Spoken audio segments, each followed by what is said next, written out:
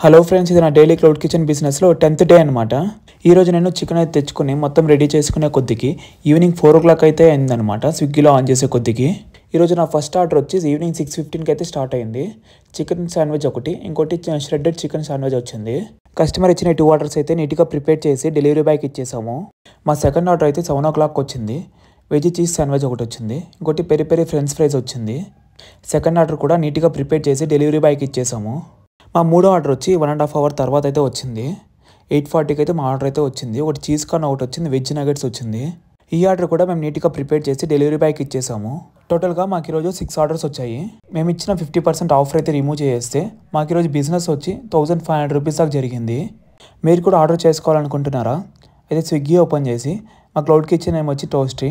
మీ toast మీద click చేయగానే మీకు నచ్చిన ఫుడ్ ఐటెం అయితే ఆర్డర్ చేసుకొని రివ్యూ మాత్రం తప్పకుండా ఇవ్వండి. ఈ వీడియో చూస్తున్న వాళ్ళు మీకు ఇంకా నా క్లౌడ్ కిచెన్ బిజినెస్ వీడియోస్ మీకు రావాలనుకుంటే నా యూట్యూబ్ ఛానల్ అయితే సబ్స్క్రైబ్ చేసుకుని మీ ఫ్రెండ్స్కి అయితే షేర్ చేయడం మర్చిపోకండి.